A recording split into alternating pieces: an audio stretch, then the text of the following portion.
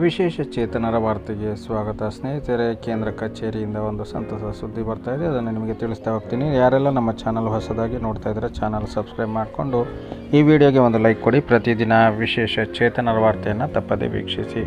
ಸ್ನೇಹಿತರೆ, ಇಂದು ಬೆಂಗಳೂರಿನ ವಿಶ್ವೇಶ್ವರಯ್ಯ ಟವರ್ ಬಹುಮಹಡಿ ಕಟ್ಟಡದಲ್ಲಿರುವ ನಮ್ಮ ಕೇಂದ್ರ ಕಚೇರಿಯಲ್ಲಿ ಒಂದು ಹೊಸ ತರಬೇತಿ ಕಟ್ಟಡಿಯನ್ನು ಮಾನ್ಯ ಸಚಿವರು ಇಂದು ಉದ್ಘಾಟನೆ ಮಾಡಿದರು. ಮಾನ್ಯ ಇಲಾಖಾ ಸಚಿವರಾದ ಶ್ರೀಮತಿ ಲಕ್ಷ್ಮೀ ಹೆಬ್ಬಾಳ್ಕರ್ ಮೇಡಮ್ ನಮ್ಮ ನೂತನ ಕಚೇರಿಗೆ ಆಗಮಿಸಿ, ಅಂದರೆ ತರಬೇತಿ ಕೊಠಡಿಗೆ ಆಗಮಿಸಿ ಅವರು ಪೂಜೆ ಸಲ್ಲಿಸುವ ಮೂಲಕ ಈ ಒಂದು ಕಚೇರಿಯನ್ನು ಉದ್ಘಾಟನೆ ಮಾಡಿದ್ದಾರೆ.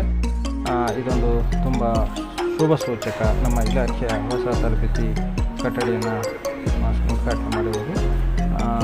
ನೋಡೋಣ, ಮುಂದೆ ನಮ್ಮ ಗ್ರಾಮೀಣ ಸಂಸ್ಥೆ ಯೋಜನೆ ಇನ್ನೂ ಸಾಕಷ್ಟು ಯಶಸ್ವಿ ಆಗಲಿ ಮತ್ತು ಅಭಿವೃದ್ಧಿ ಆಗಲಿ ಅಂತ ಯೋಚನೆ ಮಾಡುತ್ತಾ ಹಾರೈಸುತ್ತಾ ಈ ಒಂದು ಕಾರ್ಯಕ್ರಮದಲ್ಲಿ ನಮ್ಮ ಇಲಾಖಾ ಸಚಿವರಾದ ಶ್ರೀಮತಿ ಲಕ್ಷ್ಮೀ ಹೆಬ್ಬಾಳ್ಕರ್ ಮೇಡಮ್, ರಾಜ್ಯಸಭಾ ಸದಸ್ಯರು, ವಿಕಲಚೇತನರ ರಾಜ್ಯ ಆಯುಕ್ತರು, ಇಲಾಖೆಯ ಕಾರ್ಯದರ್ಶಿಗಳು ಹಾಗೂ ನಮ್ಮ ಇಲಾಖಾ ನಿರ್ದೇಶಕರಾದ ಶ್ರೀ ಸಿದ್ದೇಶ್ ಸರ್ ಅವರು ಹಾಗೂ ರಾಜ್ಯ